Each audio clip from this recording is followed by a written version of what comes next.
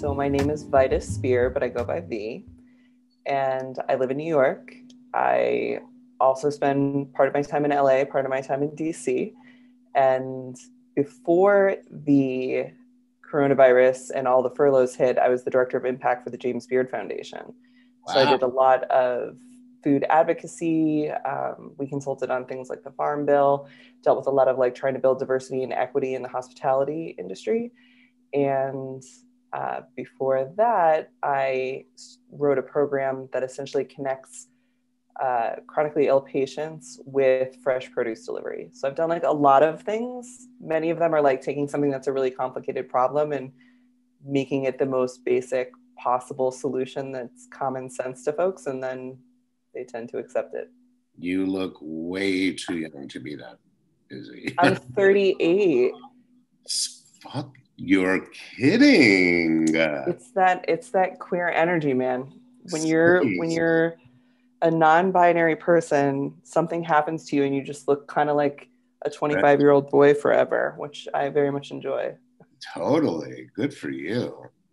Okay, so when do you come to LA? Or would you come to LA? The company that I work for now is called Everything Food, and they're based in LA. And so a lot of our work happens there. I work with a chef, Monte Carlo, out there. She does a lot of the recipes and culinary content. But because of the virus, I'm pretty much in New York all the time right now.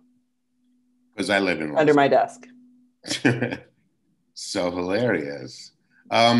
So where do you get the news like that? I mean, do you write it in this? You look, just going to say, you look like you're not reading it. I'm not. Look like it's memorized. It is. So you have to rehearse. I do and I don't. So I facilitate a lot of workshops and I do a lot of in-person like leadership conferences and like stuff like that. And I am very good at research and sort of getting just the points that I want. And so I have notebooks that look like this. Right. And I just write like the one sentence of which usually has the 4 or 5 words that I definitely want to make sure that I say. Right. And then I just go from there. But I also have a degree in theater from back when I still had dreams. And so I know a little bit about line delivery and, performance. And so I think that's really helpful with like keeping that cadence going. Leading up to COVID, I was kind of like, what am I on earth doing anyway? Mm-hmm. I was at it. It wasn't a crisis point, but it was kind of like a crisis point, you know, because I'm of an age where, I come from a very traditional Jewish background and didn't choose that path on any level, and just the complete opposite, and happily so. But it kind of like, so I don't have anyone leaving behind, and whatever. I'm married now, so that kind of happened. Well, that's good. Somewhere in all that insanity. But it just that, so finding my way to get my voice again, because I used to have it years ago. That's my dog honking. Oh my God, hi puppy. He has a collapsed trachea. Anyway, so I just kind of feel like there's we take what we can from whatever the situation is to how it makes us stronger. The asterisk doesn't kill you. And this has been, I think, a great moment for the ones who survive. Did you grow up in New York? Did you grow up in New York City, or did you go there? No, I grew up literally, I like to call it the welcome mat of New Jersey. Okay, perfect. So like Cherry Hill. No, the Weehawken, literally the welcome. Okay. It's like 4 blocks wide and a mile long. It's like a runner. You know what I mean? So I don't know about you, but growing up, I grew up in Connecticut, just that same thing, just outside New Haven. So I was just an hour from the city. I mean, you were closer, but it was just an hour from the city. I could take the train. This is where I think a lot of people are getting experience that maybe they didn't intend to, but that all queer people do get at some point. When I was growing up, and it was really hard to be gay, it was the late 90s. My parents thought I was going to die of AIDS because they just lived through the AIDS crisis. They thought I was never going to be able to get married. I'd never have a happy life. Everything would be terrible. I'd be teased. I'd never get a job. I mean, these are the things they said. And my parents love me, you know, but they really were coming from a place of love. But we joke now that they were my first bullies and really made it easy when I did get bullied. So all I could think of in my whole life was, I'm going to go to New York City and I'm going to find my people. I'm going to be safe. I'm going to be around other queer people. I'm going to find folks who went through the same things I went through, and we're going to help each other create a better world. We're going to choose a new family together. We're going to do all these things. And I had that experience when you get to New York and you're like, I'm here. I'm middle of the pack weird. I'm not the weirdest person I know anymore. Like I could just sort of coast in New York and have this community. And I think what TikTok has done is show young people, whether they're queer or not, that they can have progressive ideals, even if their parents don't. They can say things like, you know, I believe that women should have access to abortion, which they might not be able to say in their Indiana household, you know, in the middle of nowhere, but they have a community that can say it. It's like TikTok is weird kids, progressive little community, and you see yourself in different places. Like you can log on and I get a ton of comments from kids. I tend to have like, my following is like high school kids and then boomer women, which is like sort of cool. Boomer women too. I love them. They're like, oh, they're ride or die for me. Boomer woman myself. Yeah, they're great fans. They like always are checking on you. They're lovely.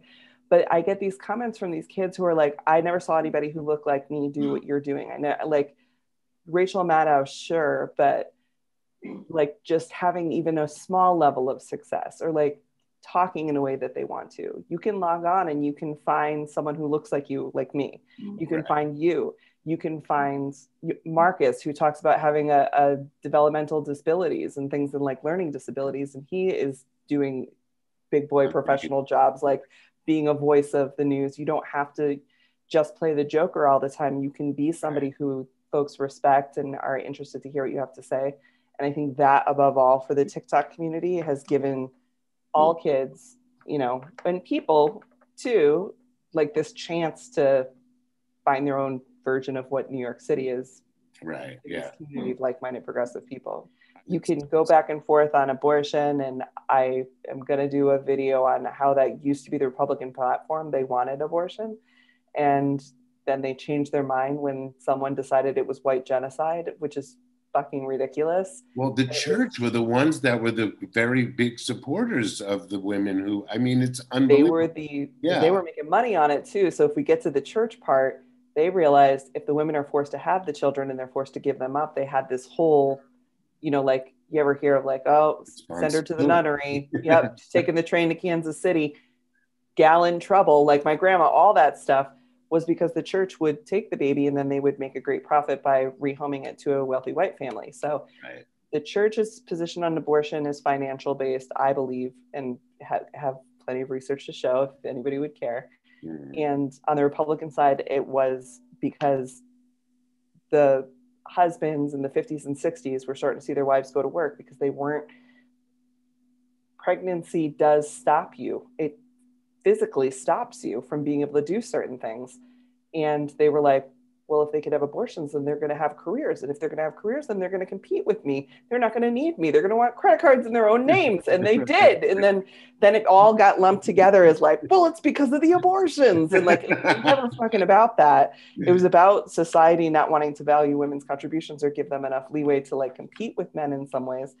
So the fact that it's their position now and they're like, save the children and all this, but it's never actually about that. No, and especially because so much of like the pedophilia comes out of the church and those Republican, like, it's just the power. So that's, again, it brings me back to there's so many of us that are just really honest.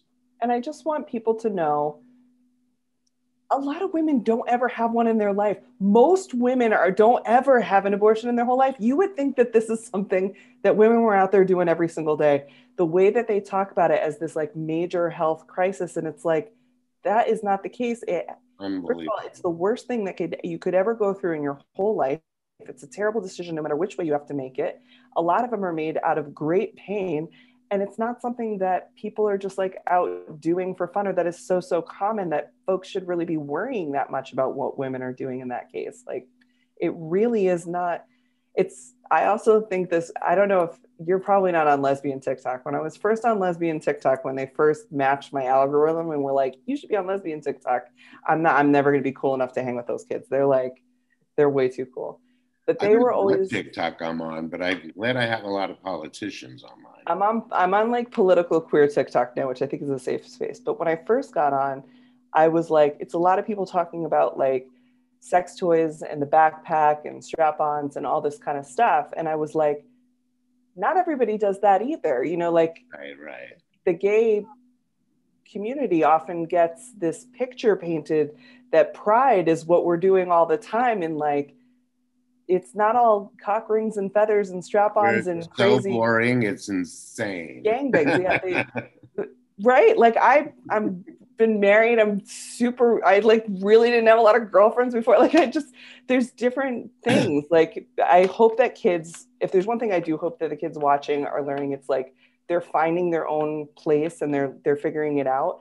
But they're also not taking every single thing that folks are saying as like, well, that's what everybody does. Like you still have all the room in the world to decide what you want to do, set your own boundaries, set what makes sense for you, regardless of what the TikTok trends are, or what one version of side of TikTok tells you is normal. You know, my parents wanted me to have like a good education, so they sent me to like a Jewish parochial school, and forgot that I was wearing my head thing. I mean, I'm not religious at all on any level, but there was little, and I got chased and beaten up and whatever. Sorry.